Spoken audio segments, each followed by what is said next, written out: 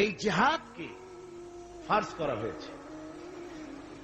জিহাদ সম্পর্কে আমাদের সামনে যে চিত্র ভেসে ওঠে জিহাদের কথা শুনলেই, সেটা হচ্ছে এই জিহাদ মানেই হচ্ছে হাতের কাছে যা পাও, দা, খন্তা, শাবল, তাই নিয়ে ঝাঁপায় পড়ো, আর কাফের যে জায়গায় পাও টুকরা টুকরা করে শেষ করে দাও।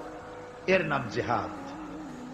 এই কথা আমাদেরকে পাশ্চাত্যের লেখকরা তারা এভাবে চিত্রিত করেছে ইসলামের জিহাদকে। এটাকে ফার্সিতে বলা হয়েছে ওয়ালাকিন কালামদার কাফে দুশমন আছে। দুশমনের হাতে কলম ছিল, যেমন খুশি তেমন ইসলামের ইতিহাসকে তারা বিকৃত করেছে।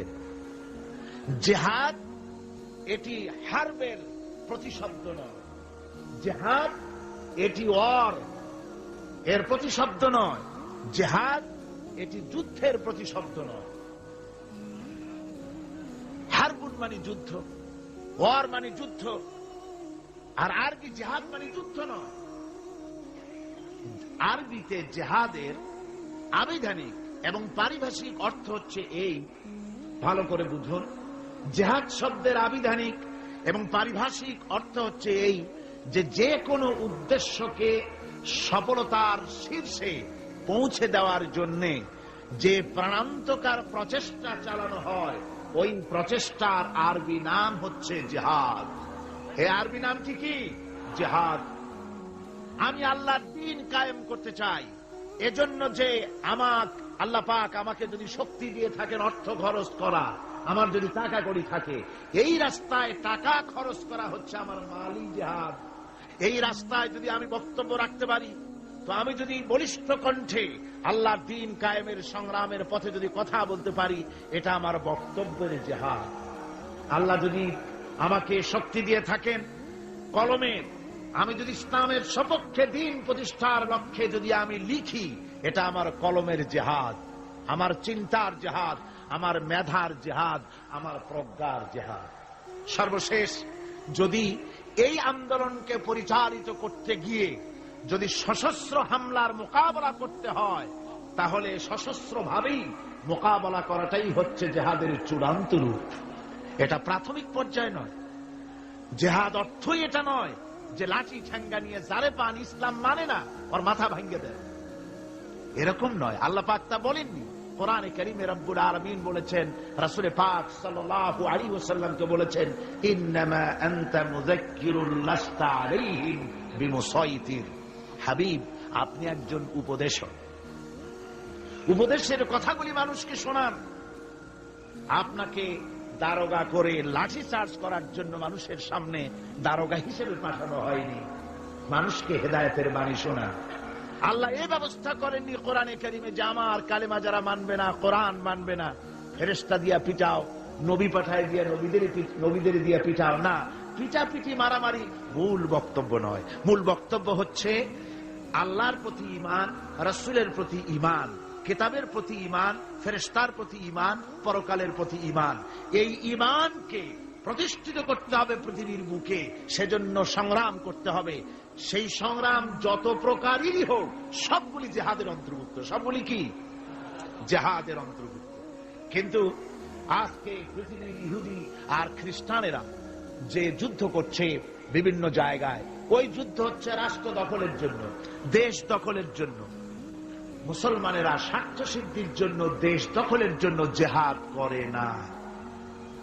জিহাদ সম্পর্কে যে ধারণার কুধারণা এবং মিথ্যা ধারণার সৃষ্টি করা হয়েছে, তার কারণেই যে ওরা জানে না মুসলমান কি।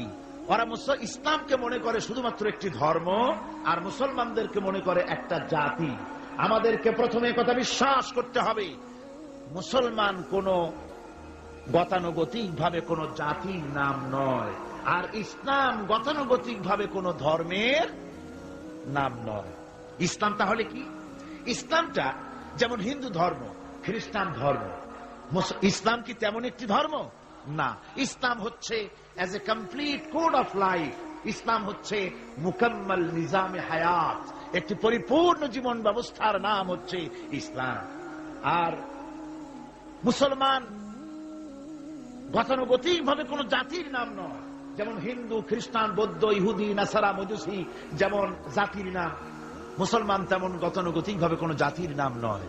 হিন্দু জাতি কাকে বলে? তো বলা হবে 12 মাসে যারা 13 পূজা করে ওরাই হচ্ছে হিন্দু জাতি। খ্রিস্টান কাদের বলে? যারা রবিবার দিন গির্জায় যায় তাদেরকে বলা হয় খ্রিস্টান জাতি। তো ইহুদি কারে বলে? যারা প্রতি শনিবার ইয়াউমুস সাbt যারা গিয়ে তাদের সিনাগোতে গিয়ে হাজির হয় তাদেরকে ইহুদি বলা হয়। এখন আপনি মুসলমানের ব্যাখ্যা কিভাবে করতে পারবেন যে মুসলমান কাকে বলে? জবাব হবে যারা শুক্রবার দিন মসজিদ যায়, নামাজ পড়ে, রোজা রাখে, ওরাই মুসলমান। জবাব ঠিক হলো না? জবাব ঠিক হলো না। ইসলাম হচ্ছে একটি বিপ্লবী মতবাদ, একটি পূর্ণাঙ্গ জীবন ব্যবস্থা। আর এই জীবন ব্যবস্থাকে যারা দুনিয়ার বুকে প্রতিষ্ঠিত করতে চায় সেই রেভলিউশনারি পার্টির নাম হচ্ছে ইসলাম, মুসলমান। সেই দলের নাম কি? মুসলমান। এই মুসলমানেরা পৃথিবীর বুকে তারা যুদ্ধ করে না স্বার্থ হাসিলের জন্য, দেশ দখল করার জন্য তারা যুদ্ধ করে না। তাদের স্ট্রাগল, তাদের সংগ্রাম হচ্ছে আল্লাহর বিধান জমিনের উপরে প্রতিষ্ঠা করা। এই জন্য রাসূল পাক বলেছেন জিহাদ হচ্ছে সর্বোত্তম ইবাদত। সর্বোত্তম ইবাদত কি? রাসূল করিম সাল্লাল্লাহু আলাইহি ওয়াসাল্লাম বলেছেন, আন আবী যার রাদিয়াল্লাহু তাআলা আনহু قال قلت يا رسول الله اي العمل افضل قال ايمان بالله। আমি জিজ্ঞেস করলাম রাসূলকে, হযরতে আবু যর রাদিয়াল্লাহু তাআলা আনহু বলছেন, আমি রাসূলকে জিজ্ঞেস করলাম, হে আল্লাহর রাসূল, সবচেয়ে উৎকৃষ্ট আমল কোনটি? হুজুর বললেন আল্লাহর প্রতি ঈমান, আর তারপরে হচ্ছে ওয়াল জিহাদু ফি সাবিলিল্লাহ, রাওয়াহু মুত্তাফাকুন আলাইহি। হুজুর সাল্লাল্লাহু আলাইহি ওয়াসাল্লাম বলছেন আল্লাহর প্রতি ঈমানের পরে আল্লাহর রাস্তায় জিহাদ করা হচ্ছে সর্বোত্তম ইবাদত। এই জিহাদের উদ্দেশ্য হবে মানব সমাজে আল্লাহর আইন প্রতিষ্ঠিত করা। যেহেতু আল্লাহর আইন প্রতিষ্ঠিত না হওয়া পর্যন্ত সমাজের মধ্যে অন্যায়, অসত্য চলতে থাকে, মানুষের উপর জুলম চলতে থাকে। এই জন্য জিহাদ হবে, যত জায়গায় জিহাদের কথা আছে জিহাদ ফি সাবিলিল্লাহ বলা হয়েছে। জিহাদ কার পথে? আল্লাহর পথে।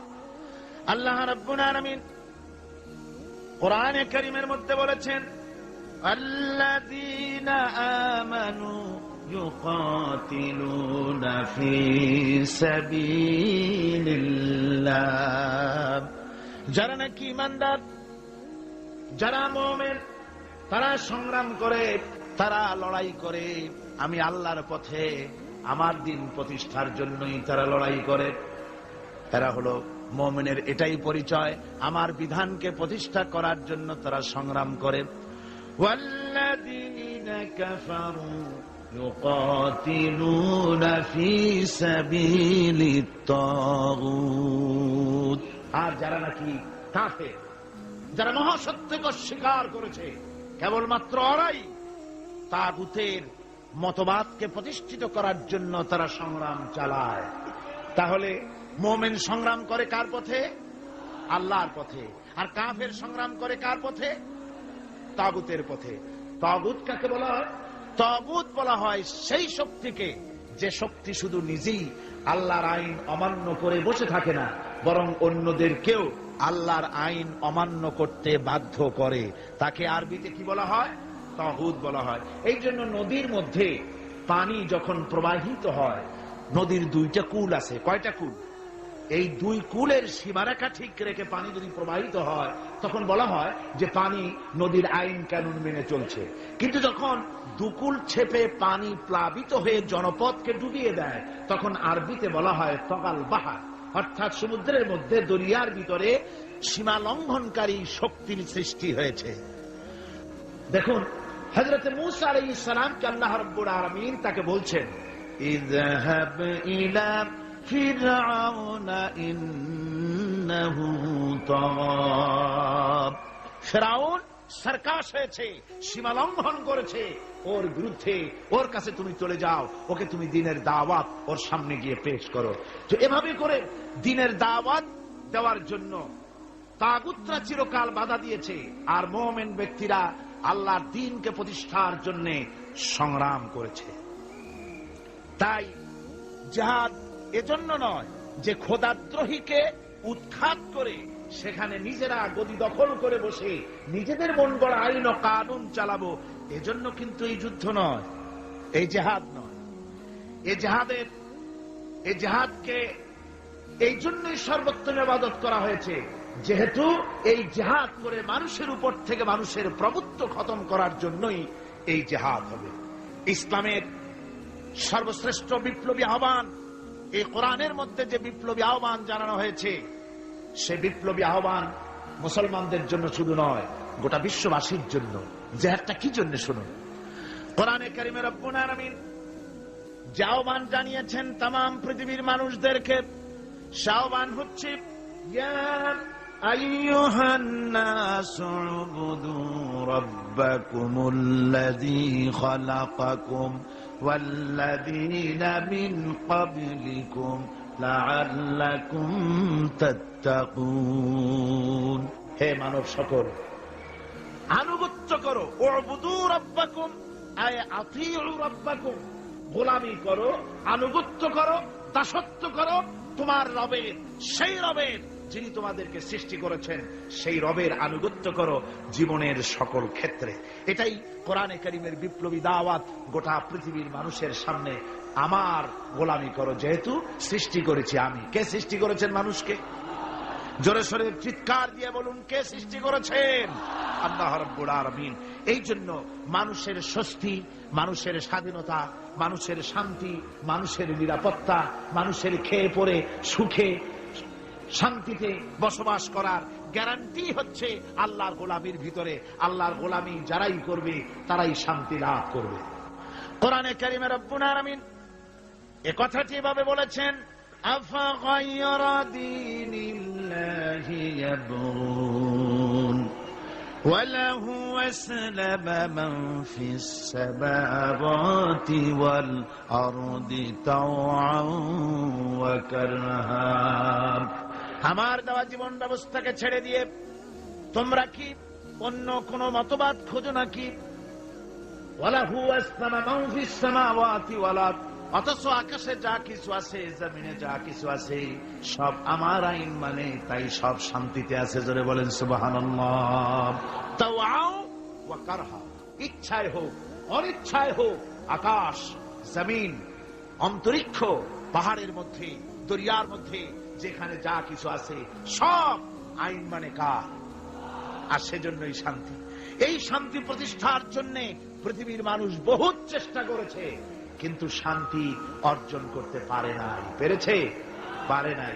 আমাদের দেশের রেডিও এবং টেলিভিশনে বিভিন্ন ধর্মগ্রন্থ পড়া হয়, তারপরে বলে বিশ্বের সকল সৃষ্টির মঙ্গল হোক, ওং শান্তি, ওং শান্তি। আমি বলেছি, এইভাবে কেউ যদি ওং ওং করতে করতে যদি একেবারে রক্তবমিও করে, তবুও শান্তি প্রতিষ্ঠা হতে পারে। শান্তি প্রতিষ্ঠার জন্য এই পৃথিবীর বুকে মানুষের চেষ্টার কম নাই। মানুষ এই পৃথিবীতে শান্তি প্রতিষ্ঠার জন্য লিগ অব নেশনস তৈরি করেছে, ইউনাইটেড নেশনস অর্গানাইজেশন তৈরি করেছে।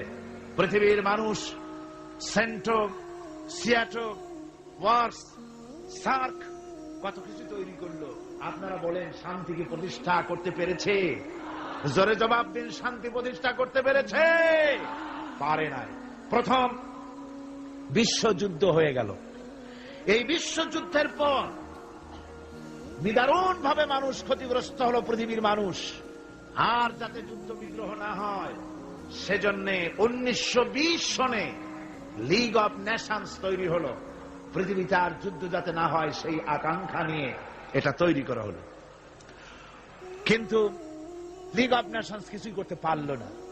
1939 সনে শুরু হয়ে গেল সেকেন্ড গ্রেট ওয়ার, দ্বিতীয় বিশ্বযুদ্ধ। এই বিশ্বযুদ্ধ চলল 1939 থেকে 1945 সন পর্যন্ত, অর্থাৎ সুদীর্ঘ 6টি বছর পর্যন্ত দ্বিতীয় বিশ্বযুদ্ধ চলল।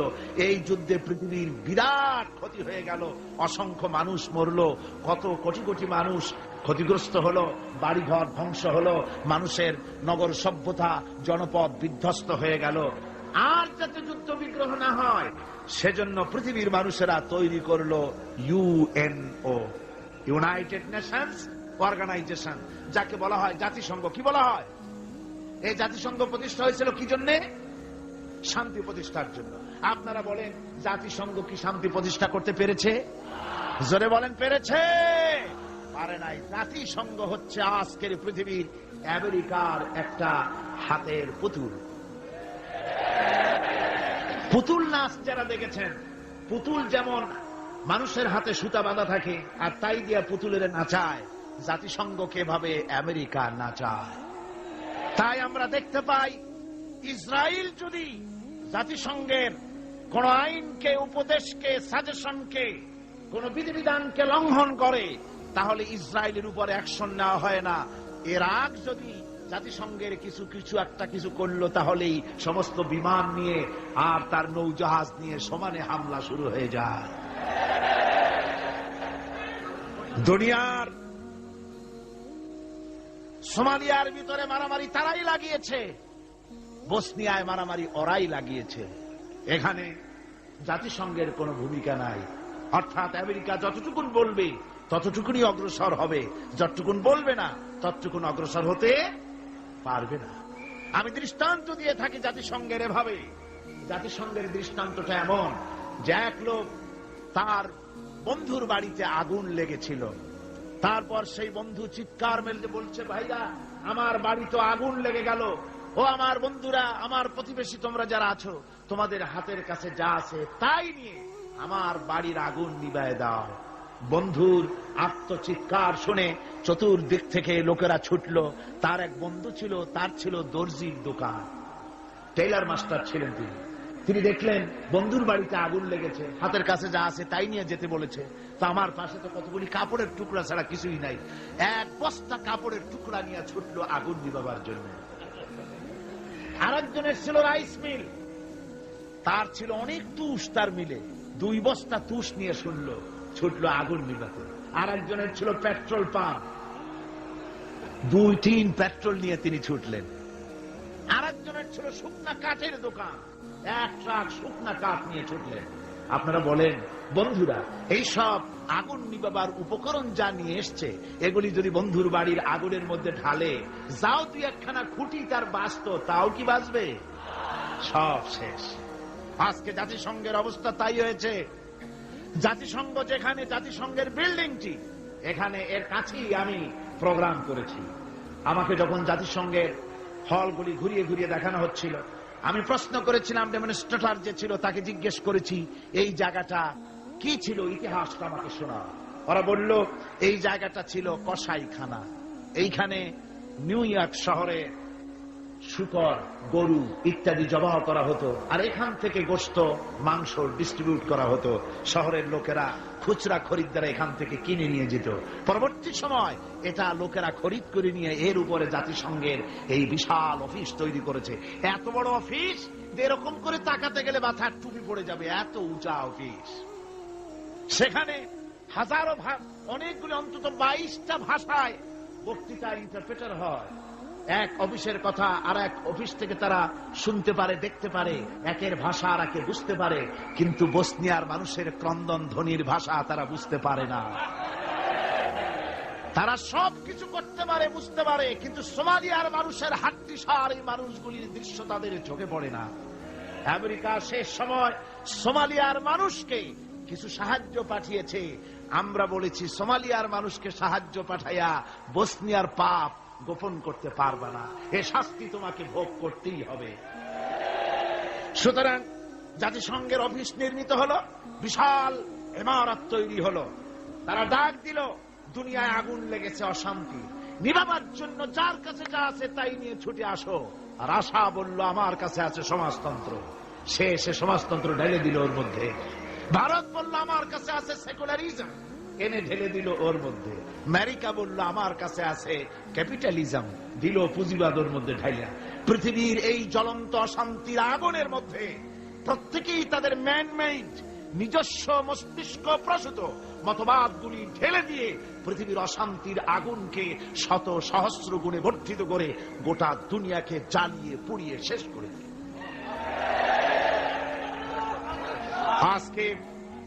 আজকে যদি মুসলমানদের শান্তি পেতে হয়, তাহলে খ্রিস্টান আর ইহুদিদের জাতিসংঘের মুখে লাথি মেরে মুসলমানদের জাতিসংঘ করতে হবে।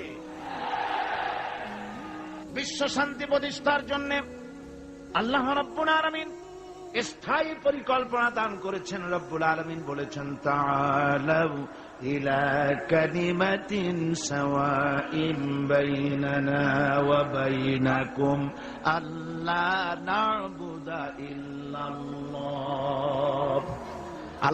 আল্লাহ পাক বলছেন, ও আমার হাবিব, আপনি বলুন, ও আহলে কিতাবের লোকেরা, ও খ্রিস্টান জগৎ, ও পৃথিবীর মানুষেরা, তাআলাউ ইলা কালিমাতিন সাওয়াইন বাইনানা ওয়া বাইনাকুম, এমন একটা কথার দিকে তোমরা ঐক্যবদ্ধ হও যেটা তোমাদের জন্য আর আমাদের জন্য সমভাবে প্রযোজ্য। তা হচ্ছে আল্লাহ না'বুদা ইল্লাল্লাহ, আল্লাহ ছাড়া কারো গোলামি করব না।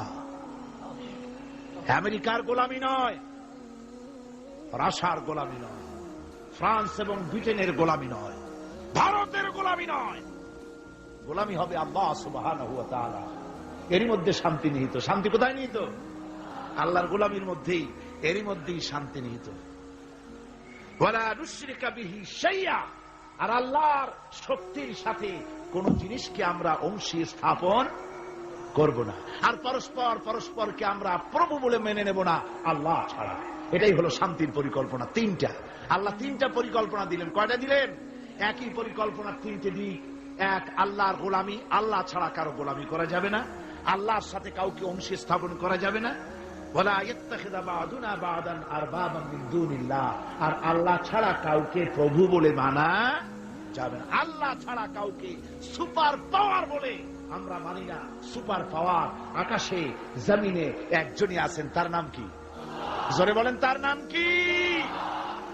ওই আল্লাহ রাব্বুল আলামিন বলেছেন, ইনিল হুকমু ইল্লা লিল্লাহ,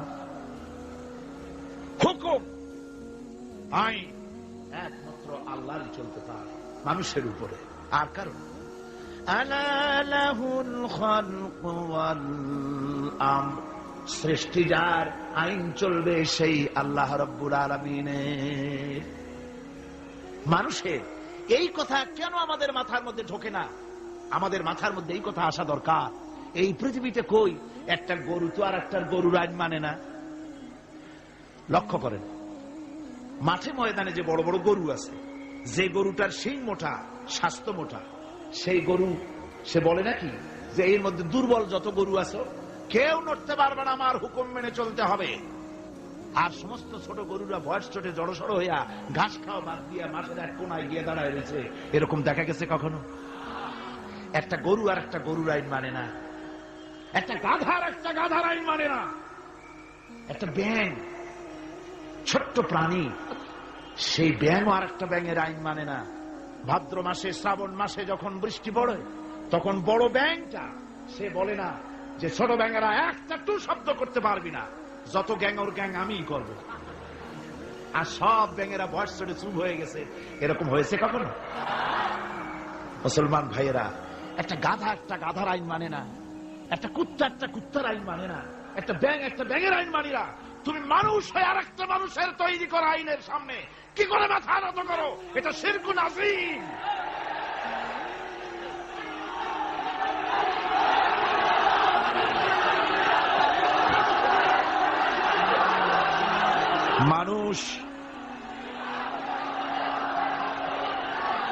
মানুষ কেবলমাত্র আল্লাহ রাব্বুল আলামিনের, আল্লাহ সুবহানাহু ওয়া তাআলার আইনকেই মানতে হবে, আর কারো আইন মানা যাবে না। এমনকি যেসব নেতারা আল্লাহর আইনকে মানতে বাধ্য করে না, সেসব নেতাদের নেতৃত্ব মানা।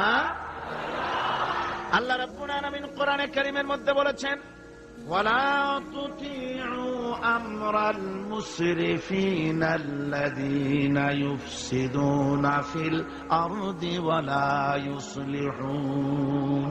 আল্লাহ পাক বলেন, ওই সব নেতাদের আনুগত্য মোটেও করো না যারা নাকি জমিনের উপরে বিপর্যয় সৃষ্টি করে, ফাসাদ সৃষ্টি করে, আর সংশোধনমূলক কোনো কাজ করে না। ওই সব নেতাদের কোনো কথা তোমরা মেনো না, তাদের অনুসরণ করো না। আইন মানা তো দূরের কথা, ওদের আনুগত্য করো। আল্লাহ পাক আরো বলেছেন, আলা লানাতুল্লাহি আলায যালিমিন আল্লাযীনা ইয়াসুদ্দুনা আন সাবিলিল্লাহি ওয়া ইয়াবগুনাহা ইওয়াজা।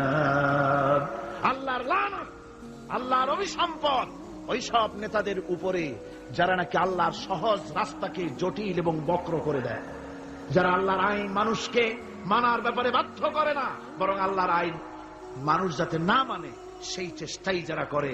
আল্লাহর রাস্তায় ওয়াসুদ্দুন আন সাবিলিল্লাহ, আল্লাহর রাস্তায় যারা ইসলামী আন্দোলনের সামনে, আল্লাহর দ্বীনের সামনে যারা প্রতিবন্ধকতার সৃষ্টি করে, আল্লাহ বলেন তাদের উপরে আল্লাহর লানত, তাদের উপরে আল্লাহর কি লানত। এই জন্য কোরআনে কারীম বলছে এই সমস্ত নেতৃত্ব, খোদা বিরোধী নেতৃত্ব, আল্লাহদ্রোহী নেতৃত্ব যেখানেই প্রতিষ্ঠিত হয় সেখানে তারা দুইটা কাজ করে। যেখানে ইসলাম থাকে না সেখানে তারা যদি ক্ষমতা দখল করে দুইটা কাজ করে। কয়টা কাজ? কোরআনে রব্বুল আলামিন কোরআনে কারীমে বলেছেন, ইন্নাল মুলুকা ইযা দাখালু ক্বরিয়াতান আফসাদুহা ওয়া জাআলু আইজ্জাতা আহলিহা আযিল্লা ওয়া কাযালিকা ইয়াফআলুন। আল্লাহ রাব্বুল আলামিন বলেন, এই ধরনের লোকেরা যখন কোন জনপদের মধ্যে প্রবেশ করে, যাদের মন মগজের মধ্যে আল্লাহ নাই, রাসূল নাই, দ্বীন নাই, ঈমান নাই, এই চরিত্রের লোকেরা যখন কোন দেশকে দখল করে বা ক্ষমতায় যায় তখন তারা দুই দফা কাজ করে। কয় দফা? দুই দফা কাজ করে। তার একটা দফা হলো তারা সেই সমাজের ভিতরে সম্মানিত লোকগুলিকে বেইজ্জত করে, লাঞ্ছিত করে, আর সমাজের ভিতরে ফাসাদ বরপা করে দেয়। বাস্তব কিনা বলে? এই বাস্তবতা কি সন তারিখ দিয়ে বুঝাই দেওয়া লাগবে আপনাদেরকে? মানুষেরা আল্লাহ রাব্বুল আলামিন সাফ করে বলছেন, এরা যখন ক্ষমতায় যায় দুই দফা কাজ করে।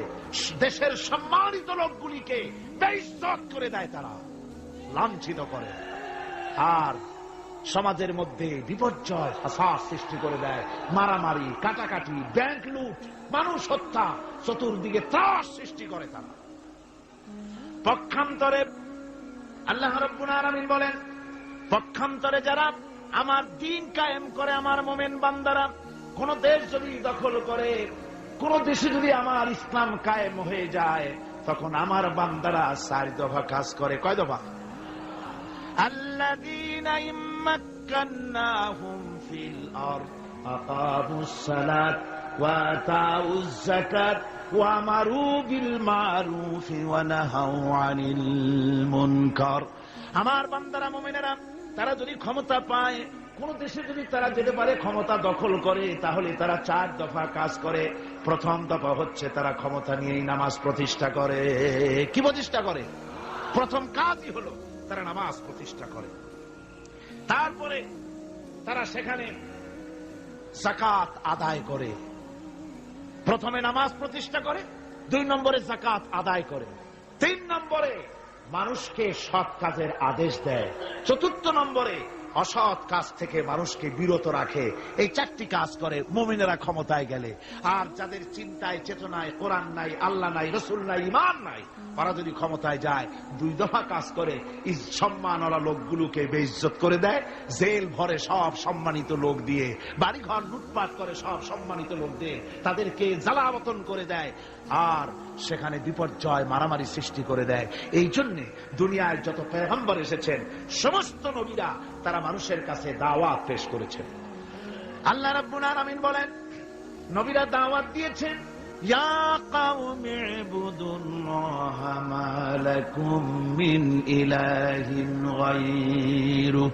আল্লাহ রাব্বুল আলামিন বলেন, নবীরা যখন দুনিয়ায় যে নবী এসেছেন মানুষকে দাওয়াত দিয়েছেন, ইয়া কওমি, হে আমার জাতি, হে আমার সম্প্রদায়, এক আল্লাহর গোলামি করো, তিনি ছাড়া তোমাদের কোনো প্রভু নাই, আইনদাতা নাই, বিধানদাতা নাই, তার আনুগত্য করো জীবনের সকল ক্ষেত্রে।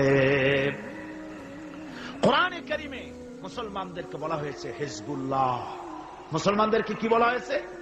হেজবুল্লাহ। হেজবুল্লাহ মানে কি? আল্লাহর সৈনিক। এই আল্লাহর সৈনিকদের, তাদেরকে আল্লাহ পাক এই পৃথিবীতে তাদের অস্তিত্ব প্রতিষ্ঠিত করেছেন কি কারণে? তার কারণ হচ্ছে রব্বুল আলামিন বলেছেন, কুনতুম খায়রা উম্মাতিন উখরিজাত লিন-নাসি তা'মুরুনা বিল মা'রুফি ওয়া তানহাউনা 'আনিল মুনকার। কুনতুম খায়রা উম্মাতিন, তোমরাই শ্রেষ্ঠতম জাতি, শ্রেষ্ঠতম দল। মানুষের কল্যাণের জন্য তোমাদেরকে পৃথিবীতে প্রেরণ করা হয়েছে। কাজ কি? তা'মুরুনা বিল মা'রুফ, মানুষকে ভালো কাজের জন্য উৎসাহিত করো, ভালো কাজের আদেশ দাও। ওয়া তানহাউনা আনিল মুনকার, আর সমস্ত খারাপ কাজ থেকে মানুষকে ফিরায় রাখো। সুতরাং এই পৃথিবী থেকে জুলম, শোষণ, অশান্তি, বিপর্যয়, দুঃখ, তারপরে যুদ্ধ, বিগ্রহ, সবকিছুর বিরুদ্ধে মুসলমানদেরকে ঐক্যবদ্ধভাবে লড়াইয়ের ময়দানে আসতে হবে। কোরআনে কারিমে রব্বুল আলামিন কথা এভাবে বলেছেন, ওয়াকাতিলুহুম হাত্তা লা তাকুনা ফিতনাতুন ওয়া ইয়াকুনাদ দ্বীনু কুল্লুহু লিল্লাহ। আল্লাহ রব্বুল আলামিন বলেন, সংগ্রাম করো, লড়াই করো ততক্ষণ পর্যন্ত যতক্ষণ না আমার দ্বীন প্রতিষ্ঠিত হয়ে যায়, আর মানুষের তৈরি করা মতবাদের শেষ শিকড়টুকুনো যতক্ষণ মূলোৎপাটিত না হয়, ততক্ষণ পর্যন্ত আমার দ্বীন প্রতিষ্ঠার জন্য লড়াই করো। ও মুসলমানেরা, যারা মুসলমান এই লড়াই, এই জিহাদের দায়িত্ব যদি গ্রহণ না করে, মুসলমানেরা যদি ঈমানের এই দায়িত্ব কবুল না করে, আল্লাহর দ্বীন প্রতিষ্ঠার জন্য যদি সংগ্রাম না করে, রব্বুল আলামিন বলেন, ইল্লা তাফআলুহু তাকুন ফিতনাতুন ফিল আরদি ওয়া ফাসাদুন কাবীর। ইল্লা তাফআলুহু, যদি তোমরা তা না করো, তাহলে মনে রেখে দিও বিরাট বিপর্যয়, ভাঙন, মুসিবতের সম্মুখীন তোমাদের হতে হবে। পৃথিবীর মুসলমানেরা, আজ আমরা এই দায়িত্ব পালন করছি না বলে আমাদের সামনে এই বিরাট মুসিবত এসেছে বিশ্ব জুড়ে, ঠিক কিনা কর? আমার এতক্ষণের আলোচনার দ্বারা একথা আমার মনে হয় আপনারা বুঝতে পেরেছেন যে অনৈসলামিক শাসন ব্যবস্থার মূলোৎপাটন করে সেখানে ইসলামী রাষ্ট্র প্রতিষ্ঠা করাটাই হলো মুসলমানদের সবচেয়ে বড় দায়িত্ব। আর এটাই হলো জিহাদের মূল উদ্দেশ্য। কথা বুঝতে পেরেছেন? জিহাদের উদ্দেশ্য কোন দেশ দখল করে সেখানকার প্রেসিডেন্ট আমরা হব, সেখানের মাল সম্পদ লুটপাট করে নেব, এটা জিহাদের উদ্দেশ্য নয়। জিহাদের উদ্দেশ্যই হলো মানুষের তৈরি করা মতবাদ উৎখাত করে আল্লাহর দ্বীন প্রতিষ্ঠিত করা। এটাই হলো জিহাদের মূল উদ্দেশ্য।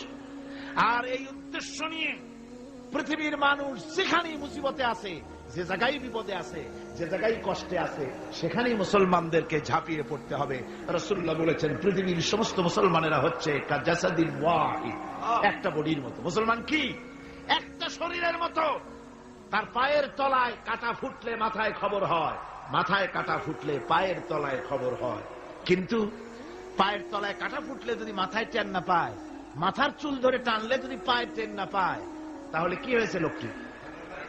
জি, প্যারালাইসিস হয়ে গেছে, পক্ষাঘাত হয়ে গেছে। আমার মুসলমান ভাইয়েরা, বসনিয়ার মুসলমানদেরকে মারা হচ্ছে, বসনিয়ার নারীদেরকে ধর্ষণ করা হচ্ছে, কচি কচি মাসুম বেগুনা বাচ্চাদেরকে জবাই করা হচ্ছে। ওই খবর শুনে যদি আমার কলিজা না কান্দে, কাশ্মীরের মুসলমানদের মসজিদের ভেতরে ভারতের কাফির সৈন্যরা গুলি করে পাখির মতো মুসল্লি, নামাজরত মুসল্লি গুলিকে পাখির মতো শিকার করে দিতেছে, দুনিয়া থেকে বিদায় করে দিতেছে। এ খবর শোনার পর মুসলমানদের কলিজায় যদি আগুন না লাগে, তাহলে মনে করতে হবে ইমানে প্যারালাইসিস হয়ে গেছে, ইমানটাই প্যারালাইসিস হয়ে গেছে।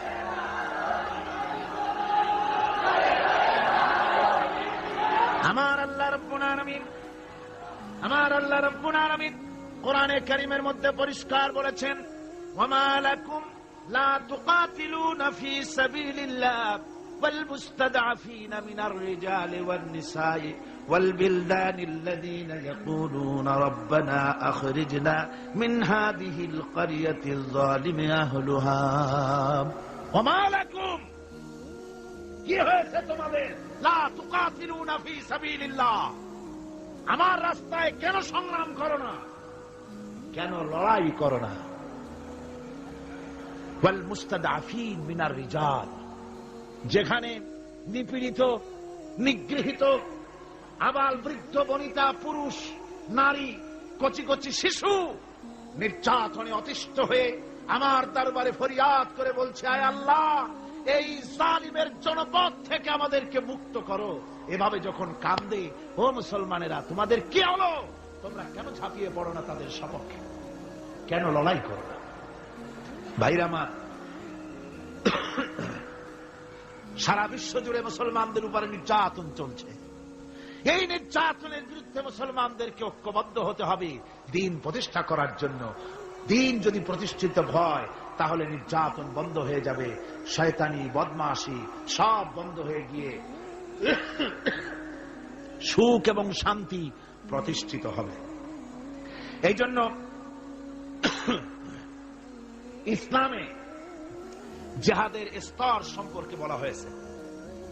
রাসূল পাক সাল্লাল্লাহু আলাইহি ওয়াসাল্লাম বলেছেন, ফামান জাহাদাহুম বিয়াদিহি ফাহুয়া মুমিন ওয়ামান জাহাদাহুম বিলিসানিহি ফাহুয়া মুমিন ওয়ামান জাহাদাহুম বিকলবিহি ফাহুয়া মুমিন ওয়া লাইসা ওয়ারা যালিকা মিনাল ঈমান হাববাতু খারদালি। মুসলিম শরীফের হাদিস। আল্লাহর নবী বলতেছেন,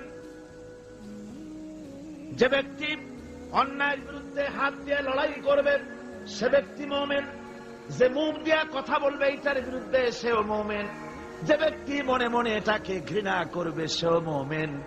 এরপরে ইমানের কোন স্তর নাই, ইমানের আর কোন জায়গা নাই, শেষ শেষ। তাহলে ফার্স্ট ক্লাস মুমিন কে? যে ব্যক্তি হাত দিয়ে বাধা দেয়। ফার্স্ট ক্লাস মুমিন কে? যে ব্যক্তি অন্যায়ের বিরুদ্ধে তার দুহাত উত্তোলন করে অন্যায়কে চুরমার করে দেওয়ার জন্য জেগে আসে, সেই হলো ফার্স্ট ক্লাস মুমিন। এটা যদি না পারে তাহলে মনে মনে খারাপ জাত, তাহলে মুখ দিয়ে বলতে হবে। এটা হলো সেকেন্ড ক্লাস। মুখ দিয়ে বলা কি? Second class. মুখ দিয়ে বলতে হবে। মুখেও যদি প্রতিবাদ করতে না পারো, মনে মনে খারাপ জানো, এর পেছনে কোনো ইমানের দরজা নাই, স্তর নাই। তবে মনে মনে খারাপ জানা, আর খারাপ জানার অর্থ কি? মনে মনে খারাপ জেনে এই পরিস্থিতির কেমন করে পরিবর্তন আসতে পারে সেই চিন্তা ভাবনা দরদ যদি কলিজায় না থাকে তো ইমানের খাতায় নামটাও থাকবে না। মুমিনদেরকে আল্লাহ দ্বীন প্রতিষ্ঠার জন্য জিহাদে অংশগ্রহণ করতে হবে। তাদেরকে এই জিহাদ হচ্ছে আল্লাহ পাকের পক্ষ থেকে বিরাট নিয়ামত মুসলমানদের জন্য। আমার ভাইয়েরা, ঈমান হচ্ছে জিহাদের সাথে অঙ্গাঅঙ্গি ভাবে জড়িত। আল্লাহর পথে জিহাদের বিরাট মর্যাদা। সে মর্যাদার কথা আমি সূরা আস-সাফ আলোচনা করতে গিয়ে তার প্রথম দিনেই, প্রথম রুকুতেই আপনাদের সামনে পেশ করেছি। আল্লাহ রাব্বুল আলামিন বলেন, ইন্নাল্লাহা ইউহিব্বুল্লাযীনা ইউকাতিলুনা ফী সাবিলিহি সাফফান কাআন্নাহুম বুনিয়ানুম মারসুস। আল্লাহ রাব্বুল আলামিন বলেন, আল্লাহর কাছে সর্বাধিক প্রিয় ব্যক্তি তারা, সবচাইতে প্রিয় ব্যক্তি ওই সব লোকেরা যারা নাকি আল্লাহর দ্বীন প্রতিষ্ঠার জন্য যারা লড়াই করে সারিবদ্ধ হয়ে, ইস্পাত দৃঢ় হয়ে, সীসা ঢালা প্রাচীরের মতো কাতারবন্দী হয়ে আল্লাহর জন্য, আল্লাহর দ্বীনের জন্য যারা লড়াই করে তারাই হলো আল্লাহর কাছে সবচাইতে বেশি প্রিয় ব্যক্তি। সবচাইতে প্রিয় মানুষ তারা যারা দ্বীন প্রতিষ্ঠার জন্য লড়ে। আমরা মনে করেছি যে আমরা যে নামাজ পড়ি, রোজা রাখি, হজ করি, যাকাত দেই, মিলাদ শরীফ পড়ি, এতেই আল্লাহ খুশি, এই করেই আমরা কিয়ামতের দিন বেহেশতে চলে যাব। না ভাই, এত সহজে যদি বেহেশতে যাওয়া যেত তাহলে সাহাবায়ে কেরাম এত কষ্ট করতেন না, আম্বিয়া আলাইহিমুস সালাম এত কষ্ট করতেন না। সূরা তাওবার মধ্যে এই কথাটি আল্লাহ পাক কি সুন্দর করে বলেছেন। আল্লাহ বলেছেন, আজআলতুম সিকায়াতাল হাজ্জ ওয়া ইমারাতাল মাসজিদিল হারাম কামান আমানা বিল্লাহি ওয়াল ইয়াউমিল আখির وجاهد في سبيل الله لا يستوون عند الله والله لا يهدي القوم الظالمين। আল্লাহ পাক বলছেন যে তোমরা কি হাজীদেরকে পানি পান করায়া, ওই মক্কার লোকদের তাদের একটা গৌরব ছিল যে আমরা তো হাজীদের পানি পান করাই, মসজিদে হারামের সেবা শুশ্রূষা করি, আমরা মসজিদ ধুই, পরিষ্কার রাখি, এতগুলি যে সব কাজ করি, মুসলমানদের চাইতে আমাদের মর্যাদা আল্লাহর কাছে কোনো অংশ কম নয়। আল্লাহ বলেন না, হাজীদের পানি পান করায়া আর মসজিদে হারামের খেদমত করে তোমরা তাদের সমান হতে পারবে না যারা আমার উপর ঈমান এনেছে, আমার রাসূলের উপর ঈমান এনেছে, পরকালকে বিশ্বাস করেছে এবং আমার উপর ঈমানের ভিত্তিতে তারা আমার দ্বীনকে প্রতিষ্ঠার জন্য যারা লড়াই করেছে, ওদের সমান তোমরা কোনোদিন হতে পারবে না, কখনো পারবে না। এই দ্বীন প্রতিষ্ঠা করার জন্য সাহাবায়ে কেরাম জীবন দিলেন। সেই বেহেশতে আমরা কেমনে যাব কোন তো দেখি? সেই বেহেশতে যাওয়া কি সম্ভব? হ্যাঁ সম্ভব, যদি আমরা ওই পরীক্ষা আমরাও দেই। হযরতে বেলাল রাদিয়াল্লাহু তাআলা আনহু যে পরীক্ষা দিয়েছেন, হযরতে সুমাইয়া যে পরীক্ষা দিয়েছেন, হযরতে খাব্বাব, হযরতে খুবাইব যে পরীক্ষা দিয়েছেন, ওই পরীক্ষা যদি আমরাও দিতে পারি তাহলে হয়তো তাদের কাছাকাছি আল্লাহ আমাদেরকেও থাকার তৌফিক দিবেন জান্নাতের ভেতর।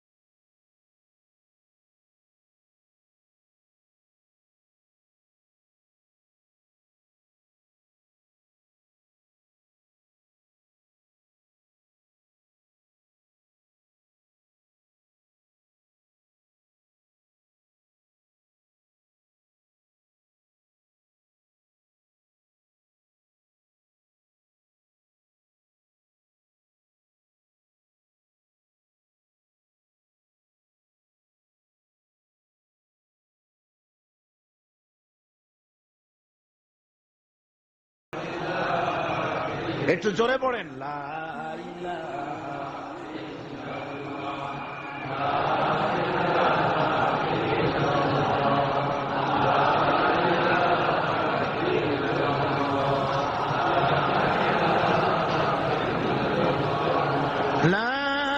ইলাহা ইল্লাল্লাহু মুহাম্মাদুর রাসূলুল্লাহ। আমার ভাইরা, ওরা হযরতে খাব্বাবকে বেঁধেছে, খুঁটির সাথে বেঁধে চতুর্দিক থেকে তীর নিক্ষেপ করছে, তরবারি মারতেছে, শরীরের গোশত টুকরা টুকরা হয়ে পড়তেছে। এরপর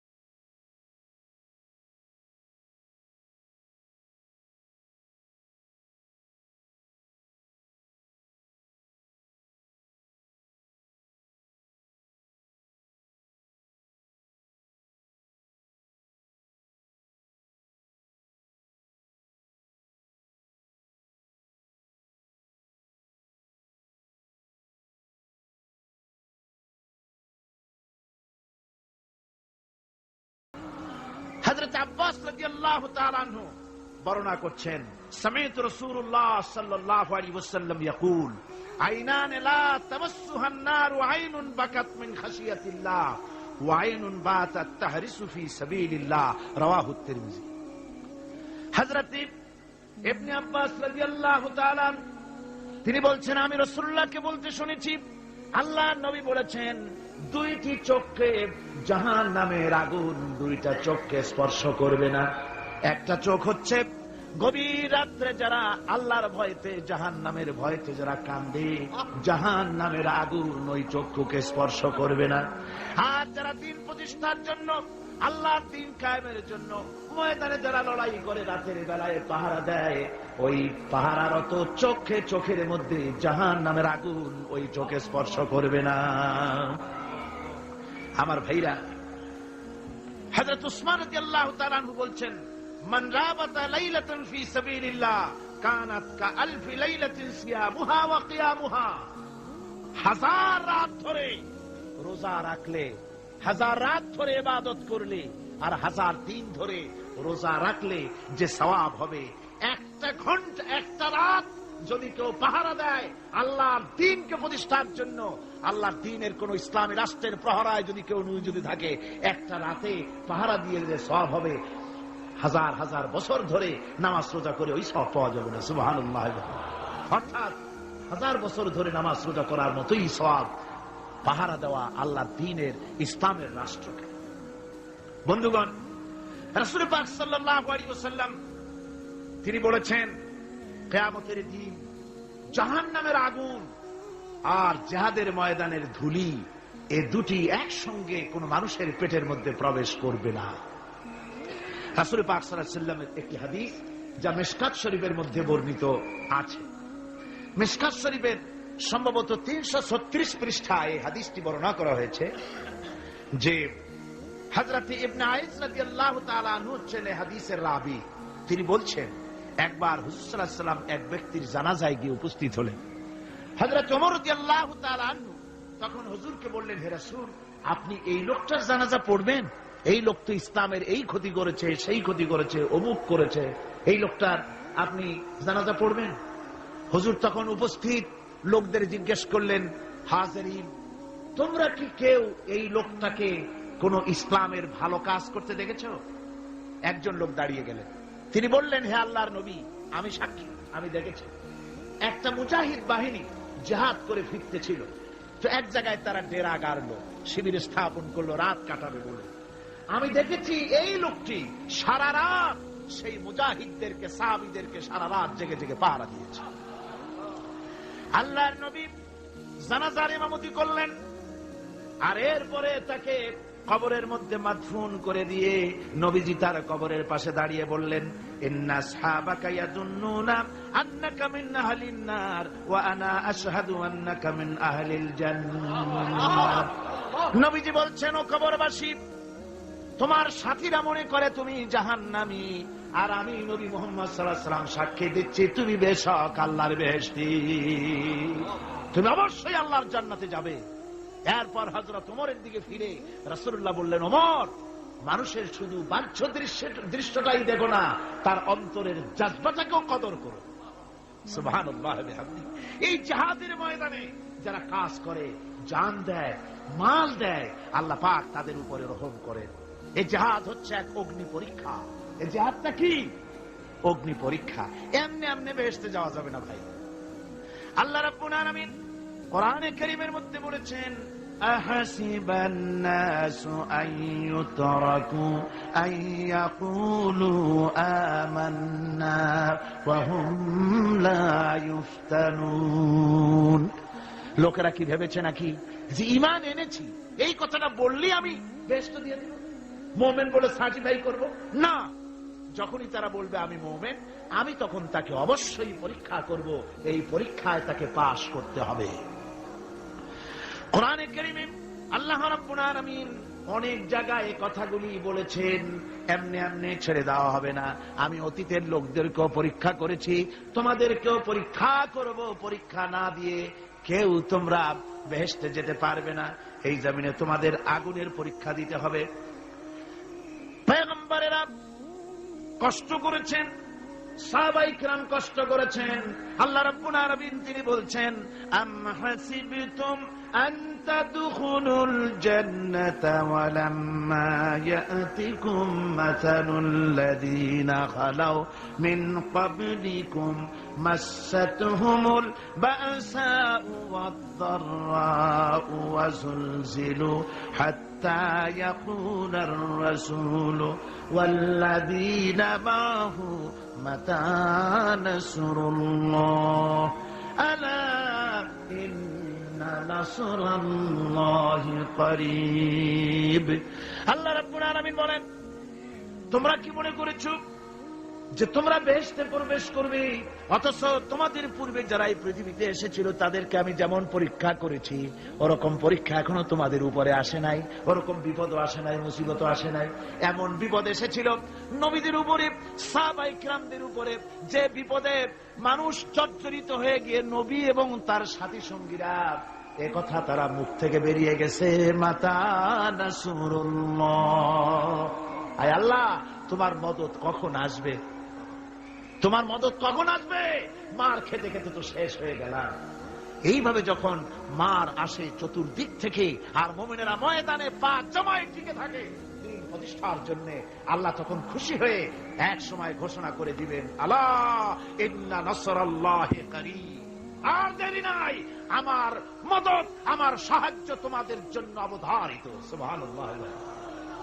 আমার ভাইরা, বিষয়টা সহজ নয়। শুধু দুইটা সেজদা দিয়া, শুধু তাহাজ্জুদের কিছু নামাজ পড়িয়া আল্লাহর জান্নাতে যাওয়া এত সহজ নয়, রাস্তা খুব কঠিন, রাস্তা খুব। ये शहादत का है उल्फत में कदम रखना, ये शहादत का है उल्फत में कदम रखना, लोग समझते हैं आसान है मुसलमान होना।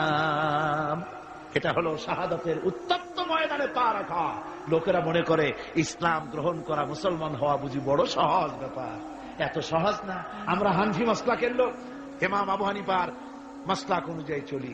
আমরা মনে করি বেহেশতে এমনি যাব, কিন্তু আমাদের ইমাম সাহেব কি করছেন ওই ইতিহাস আমাদের জানা নেই। খাজা বাবার মহব্বতে অস্থির। রজব মাস আসলে পরে বড় বড় ডেক্সি চড়ায়, সেই ডেক্সির উপরে লাল শালু বিছায়, তারপরে টাকা পয়সা রোজগার বহুত করে। আসলে তো খাজা না, আসলে হচ্ছে ইয়া খাজা কুস্তু আজা, পেট তো ভর যায়। পেট ভরার জন্য পয়সা করে ইনকাম করা। খাজার লা ইলাহা ইল্লাল্লাহ এই চিশতিয়া তরিকার জিকির গ্রহণ করা হয়েছে, কিন্তু চিশতিয়া তরিকা যে আরেকটা আছে, কারাগার পর্বতে পৃথিবীরাজের সঙ্গে লড়াই করা, সেইটার কাছে নেই আমরা, সেটা নেই। ইমাম আবু হানিফা শুধু মাসলাই বলেন নাই, দ্বীন প্রতিষ্ঠার জন্য রক্ত দিয়েছে, ঠিক কিনা? 8টি বছর পর্যন্ত কারারুদ্ধ ছিলেন। তাকে জিজ্ঞেস করা হয়েছে, ইমাম সাহেব জেলের মধ্যে তো আছেন, কষ্ট হয়? ইমাম সাহেব বলেছেন, না কষ্ট হয় না, তবে মাঝে মাঝে একটু কষ্ট হয় মনে। 2-4 মাস পর পর আমার বুড়ি মাকে এনে হাজির করা হয় জেলখানার মধ্যে, আর আমার মায়ের সামনে আমাকে পেটানো হয়, যেন মা আমাকে বলে যে এদের সাথে একমত হয়ে যা, সেই জন্য পেটানো হয়। তা আমার মা আমার মায়ের দেখে, আর মায়ের চোখ থেকে পানি পড়তে থাকে, তখন আমার মনে বড় কষ্ট লাগে। তবে আলহামদুলিল্লাহ মা আমার এমন, আমার মার দেখেন আর হজম করেন, আর আমাকে বলেন খবরদার এক চুলো সিদ্ধান্ত থেকে নড়বা না।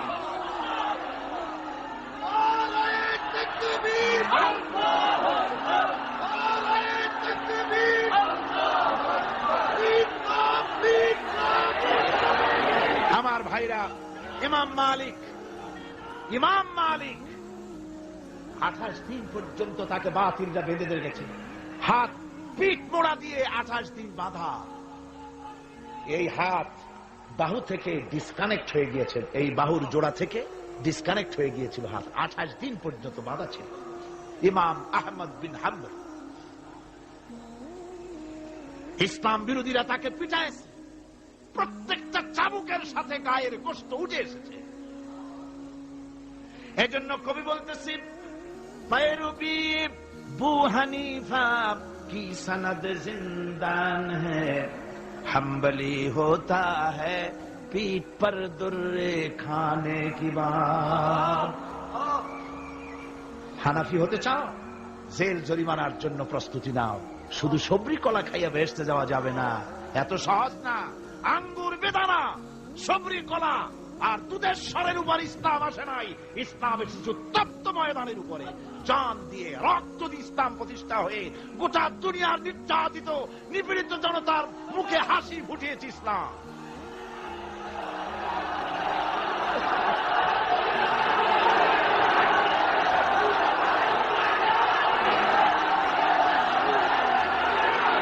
আমার ভাইয়েরা, এই জিহাদ যখন শুরু হয়ে যাবে, মুসলমানেরা যখন আল্লাহর দয় বিধান কায়েমের জন্য যখন লড়াইয়ের ময়দানে যখন ঝাঁপায়া পড়বে, সে ময়দানে যদি তাদের অস্ত্র কম থাকে, জনসংখ্যা কম থাকে, আল্লাহ রাব্বুল আলামিন ওয়াদা করেছেন, ওয়া কানা হাক্কান আলাইনা নাসরুল মুমিনিন।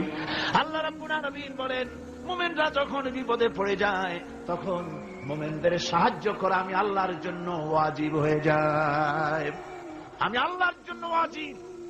আমার মুমিন ময়দানে মার খাবে আমার দিনের জন্য, আর আমি তাকায় থেকে দেখবো না, তা হবে না। প্রাথমিক পর্যায়ে দেখবো যে তোমরা আসলেই দিন প্রতিষ্ঠার জন্য লড়ো কিনা। তোমাদের বিবি বাল বাচ্চা তোমাদের সামনে শেষ হবে, ঘর বাড়ি চলে যাবে, চাকরি যাবে, সব যাবে, তারপরেও আমার দিন প্রতিষ্ঠার জন্য ময়দানে টিকে থাকো কিনা। যদি তা থাকো তাহলে আমার মদত অবশ্যম্ভব। আর কাফিরদের বিরুদ্ধে বিজয়ের জন্য রব্বুল আলামিন বলেছেন, ওয়া কাফাল্লাহুল মুমিনিনাল কিতালা ওয়া কানাল্লাহু কাবিয়ান আজিজা। কাফিরদের বিরুদ্ধে লড়াইয়ের ময়দানে মুসলমানদেরকে সাহায্য করার জন্য আল্লাহই যথেষ্ট। কে যথেষ্ট? আল্লাহ যথেষ্ট। রব্বুল আলামিন বলেছেন, ওয়ালা তাহিনু ওয়ালা তাহজানু ওয়া আনতুমুল আলাউনা ইন কুনতুম মুমিনিন। কোনো ভয় নাই, কোনো চিন্তা নাই, যদি তোমরা মুমিন হও আমি আল্লাহ রব্বুল আলামিন তোমাদেরকে বিজয়ী করব। এ ওয়াদা কার? আল্লাহর ওয়াদা কখনো মিথ্যা হয়? আল্লাহ কি মিথ্যা কথা বলেন? নাউযুবিল্লাহ। ওয়া মান আসদাকু মিনাল্লাহি কিলা। আমি আল্লাহর চাইতে সত্যবাদী আর কে হতে পারে? আল্লাহ পাক বলছেন, আমি সাহায্য করব তোমাদেরকে, যদি প্রয়োজন হয় তাহলে আমি ফেরেশতা দিয়ে সাহায্য করব। সুবহানাল্লাহ। আল্লাহ রাব্বুল আলামিন সূরা আল-আনফালের ভিতরে ঘোষণা করেছেন, দুনিয়ার মানুষকে তিনি শুনায় দিচ্ছেন নবীজির সঙ্গে সাহায্যের ব্যাপারে যে কথাবার্তাগুলি হয়েছিল। ইয তাস্তাগীসুনা রাব্বাকুম ফাস্তাজাবা লাকুম আন্নী মুমিদ্দুকুম বিআলফিন মিনাল মালাইকাতি মুরদিফিন। স্মরণ করো সেই সময়ের কথা যখন তোমরা আমার কাছে কাকুতি মিনতি করে সাহায্য কামনা করতেছিলে যে আমাদেরকে 1000 ফেরেশতা দিয়ে সাহায্য করা হোক। আল্লাহ পাক বলেন, আমি ফেরেশতা দিয়ে তোমাদেরকে ময়দানে সাহায্য করেছি, জিহাদের ময়দানে। সুবহানাল্লাহ বিহামদিহি। আল্লাহ রাব্বুল আলামিন বলেন, তোমরা যখন সাহায্য প্রার্থনা করেছিলে আমি সাহায্য তোমাদের দিয়েছি। স্মরণ করো সেই সময়ের কথা যখন তোমাদের নবী তোমাদেরকে বলেছিল, ইয তাকুলু লিল মুমিনিনা আলাই ইয়াকফিয়াকুম আইয়ুমিদ্দাকুম রাব্বুকুম বিসালাসাতিন আলাফিন মিনাল মালাইকাতি মুনজিলিন। আল্লাহ রাব্বুল আলামিন বলেন, আমি এইভাবে করে যখন তোমাদের নবী তোমাদেরকে বলেছিল যে তোমাদের জন্য এটা কি যথেষ্ট নয় যে আল্লাহ পাক তোমাদের জন্য 3000 দিয়ে ফেরেশতা নাজিল করবেন, হ্যাঁ আমি তখন 3000 ফেরেশতা নয় বরং 5000 ফেরেশতা দিয়ে তোমাদেরকে সাহায্য করার ওয়াদা করেছি। 3000 নয়, 5000 চিহ্নযুক্ত ফেরেশতা নাজিল করে দিয়ে তোমাদের সাহায্য করব বলে আমি ওয়াদা করেছি। আজ সেই মদত আল্লাহর পক্ষ থেকে আমাদের জন্য ওই মদত আজও আসতে পারে। কবি বলছেন, ফেজায়ে বদরে পয়দা কুন ফিরিস্তে তেরি নুসরত কো উতর সকতে গর্দু সে কতর অন্দর কতর আবি।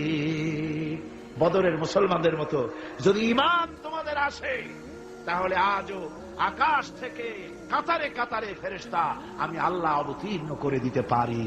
সুবহানাল্লাহ ওয়া বিহামদিহি।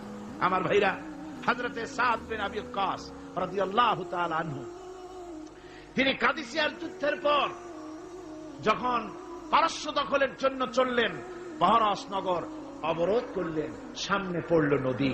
এই নদী পাড়ি দিবেন, সাথে তার হাজার হাজার সৈন্য, এই সৈন্য নিয়ে নদী পাড়ি দিবেন।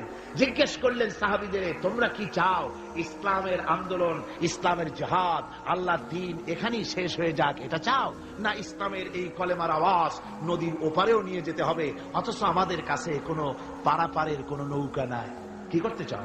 সাহাবীরা বললেন, আমরা আপনার অর্ডার ফলো করব, আমরা এই নদীর ওপারে গিয়েও কালেমার পতাকাকে উড্ডীন করতে চাই, কালেমার সুশীতল ছায়াতলে গোটা দুনিয়াকে আনতে চাই।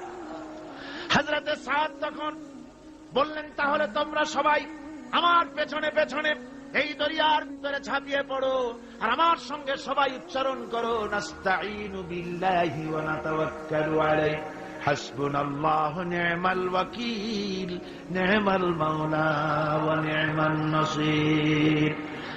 ইতিহাস লিখতেছি, ৬০,০০০ সৈন্য তাদের অশ্ব নিয়ে, তাদের উষ্ট্র নিয়ে, তাদের মালপত্র নিয়ে, জিহাদের সামান নিয়ে শ্রাবণের খরস্রোতা নদী, উত্তাল তরঙ্গমালায় ভরা নদীর উপর থেকে এই সাহাবীরা পাড়ি দিয়ে ওপার চলে গেলেন।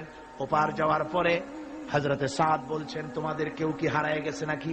সবাই এদিক ওদিক তাকায়, খোঁজ করে বলল, মানুষ তো দূরের কথা, একটা উটও আর ঘোড়াও একটাও হারায় যায় নাই। একজন বলল, আমার একটা পেয়ালা, যে পেয়ালা আমি পানি পান করতাম, সেই পেয়ালাটা তুফানে ছিটকে কোথায় চলে গেছে, ওইটা হারায় গেছে। হযরতে সাদ বলেন, মুজাহিদের কোন জিনিস দরিয়া নিতে পারে না, অবশ্যই তা ফেরত আসবে। এই কথা তিনি বলতেছিলেন, হঠাৎ করে দরিয়ার কিনারে একটা আওয়াজ হলো, দেখা গেল তুফানের ভিতরে সেই হারানো বাটিটা তাদের মধ্যে বেরিয়ে এসেছে। আল্লাহু আকবার। মুজাহিদদেরকে সাহায্য করেন স্বয়ং আল্লাহ রাব্বুল আলামিন। আফ্রিকার জঙ্গলের কাছে ভিন্ন ইতিহাস, জঙ্গলের কাছেই মুসলমানদেরকে থাকতে দেওয়া হয়েছিল। মনে করা হয়েছিল জঙ্গলের সমস্ত হিংস্র প্রাণীরা এই মুসলমানদের শেষ করে দেবে, যুদ্ধ করা লাগবে না। হযরতে সাদ সে অবস্থা বুঝতে পারলেন, তিনি একটা মঞ্চ তৈরি করলেন। সেই মঞ্চের উপরে দাঁড়ায় জঙ্গলের প্রাণীদের দিকে লক্ষ্য করে তিনি নোটিশ জারি করে দিলেন, বললেন, ইয়া আইয়াতুহাল হাশারাতু ওয়াস-সিবাউ নাহনু আসহাবু রাসূলুল্লাহ সাল্লাল্লাহু আলাইহি ওয়াসাল্লাম। হে জঙ্গলের হিংস্র প্রাণীরা, আমরা আল্লাহ রাসূলের সাহাবী, ফাইন্না নাজিলুনা ফামান ওয়াজাদনা বাদাহু কাতালনাহু। আমরা রাসূলের সাহাবী, এইখানে আল্লাহর দ্বীনকে কায়েম করার জন্য আমরা এসেছি, আল্লাহর কলেমার আওয়াজ নিয়ে আমরা এখানে রাত কাটাবো। সুতরাং এই জঙ্গলের ভিতরে হিংস্র প্রাণী যত আছো, সব আমাদের এই জায়গা ছেড়ে অন্যত্র চলে যাও। আফ্রিকার জঙ্গলি মানুষেরা চিন্তা করলো, মানুষের কথা কি জঙ্গলি প্রাণীতে শোনে নাকি, পাগলে কয় কি? তারা তাকায় তাকায় দেখলো, হযরতে সাদের এই ঘোষণার পরে বাঘের কাতারে বাঘ, সিংহের কাতারে সিংহ, সাপের কাতারে সাপ, যার যার ডিম আর বাচ্চাগুলি মুখে কামড়ায়া সাহাবীদের এলাকা ছেড়ে দিয়ে তারা অন্যত্র চলে গেল। আমার মুসলমান ভাইরা, এই ছিল মুসলমানদের ইতিহাস। দ্বীন প্রতিষ্ঠা করার কাজে মুসলমান এগোলে আল্লাহই মদত করেন। কে মদত করেন? বিশ্বকবি, কবি সম্রাট আল্লামা ইকবাল রহমতুল্লাহ আলাইহি বলেছেন, দশত দশত है दरिया भी न छोड़े हमने, दशत दशत है दरिया भी न छोड़े हमने, बहर जुल्मत पे दौड़ा दिए घोड़े हमने। আমরা সেই মুসলমান, প্রান্তর তো প্রান্তর, আমরা দরিয়ার খরস্রোতা উত্তাল তরঙ্গের উপর থেকে ঘোড়া দাপড়িয়ে আফ্রিকার ভূখণ্ডে কালেমার পতাকা আমরা উড্ডীন করেছি। আমরা সেই মুসলমান। যে আমরা আল্লাহ দ্বীন প্রতিষ্ঠার জন্য এই জিহাদের কথা যে আল্লাহ বলছে, এই জিহাদের জন্য আমরা জান মাল সব কিছুকে উৎসর্গ করতে চাই। আল্লাহ যেন কবুল করেন, সবাই বলেন আমিন। আল্লাহুম্মা আমিন। রব্বানা যালামনা আনফুসানা ওয়া ইন লাম তাগফির লানা ওয়া তারহামনা লানাকুনান্না মিনাল খাসিরিন। রব্বানা যালামনা আনফুসানা ওয়া ইন লাম তাগফির লানা ওয়া তারহামনা লানাকুনান্না মিনাল খাসিরিন। রব্বুল আলামিন, আমরা যারা হাত তুলেছি এর মধ্য থেকে মা বাপ যাদের দুনিয়া থেকে জরুবের মতো বিদায় হয়ে গেল, আল্লাহ রব্বুল আলামিন, আমাদের আব্বা আর আম্মা দুনিয়া থেকে যাদের জনমের মতো বিদায় হয়ে গেছে, কবরটাকে জান্নাতের টুকরা বানাইয়া দাও রব্বুল আলামিন। আমাদের মা বাপের কবরের মধ্যে বেহেশতের বাগান বানাইয়া দাও। রব্বির হামহুমা কামা রব্বায়ানি সগীরা, রব্বির হামহুমা কামা রব্বায়ানি সগীরা। সবাই পড়েন রব্বির হামহুমা কামা রব্বায়ানি সগীরা। আয় আল্লাহ, জনম দুঃখিনী মা, মায়ের কথা কি ভোলা যায়? একটা অক্ষর মা, আর সারা দুনিয়ার মধু ওই মাকে কেন্দ্র করে জড়াই আছে। আমাদের ওই মা যারা দুনিয়া থেকে বিদায় হয়ে গেছে, আল্লাহ কবরে বেহেশত বানাও। আল্লাহ আমাদের মা